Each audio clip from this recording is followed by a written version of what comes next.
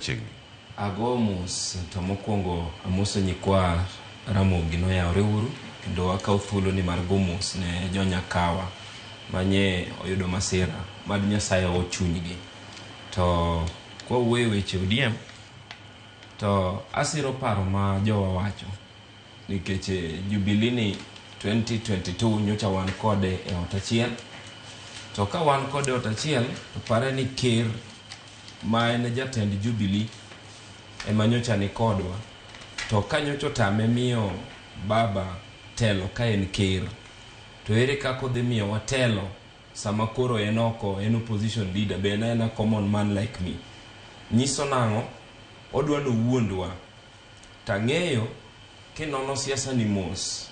Sani kiwuoyo gi jo Central to gikoni no wadgi moro nitie miluongo ni Muoo dwano bi mondo chung ker. Koro dwaro ni jakom wuogi odhi kode kocha gilos coalition to gi appoint wadgi no kaka jalup mar jakom e dhi laro ker. To kwa keto kamano to dwano wagero wadgi ni mondo ka koro wachimo yiero mar 2032 koro wadgi ni ochiek nyalo bedo ang'owa president. Ta dwana wach ne joka nyanam kama. Anaero wacho gini kendo asewache ka kendo abro nuoye to pod abro nuoye kata ka duogo. En ni wan sani wasiro ker William Ruto lwedo. Gimomiyo wasiro ker William Ruto lwedo ng'eny. Wasiro ker William Ruto nikech mae ker mokwongo Cleophas mokwongo miyowa minister mar kamno pesa.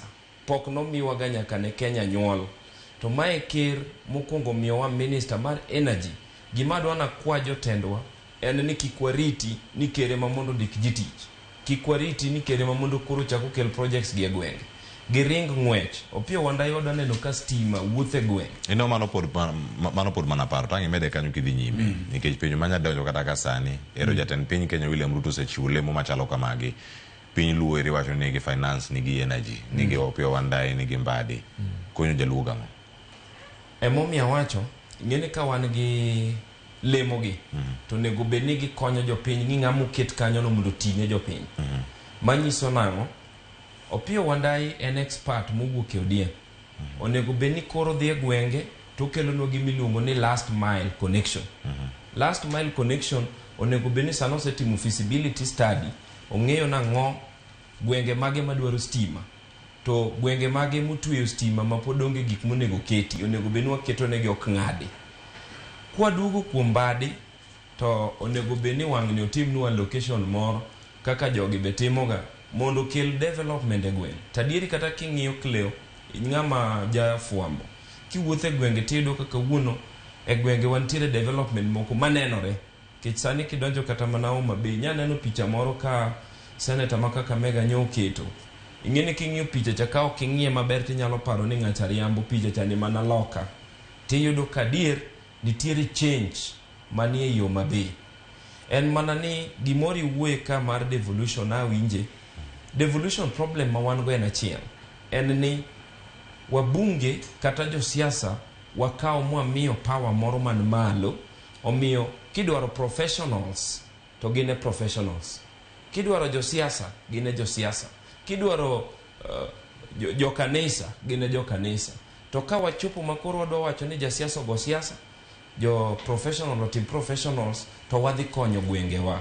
Nyoro kata nyoro ne wagomba ka gwe osiepna ma MCA Ochieng Jera. Nye watemo wacho gimoro ni onego wawe jo siasa go siasa to professionals bo tim proginine o tim tijgi kata lony magin go. Ing'eni kawuono wara king'iyo Kenya wantiere gi Senate. Iyudo ka Senate kawuono gionge allocation ma wabunge nigoni. King'iyo kaka gi oversight ibro yudo ka jogi timo tijgi kaka dwarore nikech ging'iyo governor mo misappropriate fund. Omiyo amba siro lwedo ni NGCDF odwoke national kiti mondo konye education mondo wabunge odongi tije gi adek ma ong'ere: oversight, representation, gitimo chik, gilos chike. Omiyo asiro pach senator na, ing'eni senator na ng'ama riek. Senator na kako wacho ni wane ODM, wane ODM. To wane sirikal. To sirikal ma wantie ni wadhi siro ker nyaka 2032 to ka jakom owacho nwa wago U-turn to wabro goye to kowacho nwa ni kanye ma watimo benyo osechako miwa signal kanye mwadhi beti erokamano Abok iwache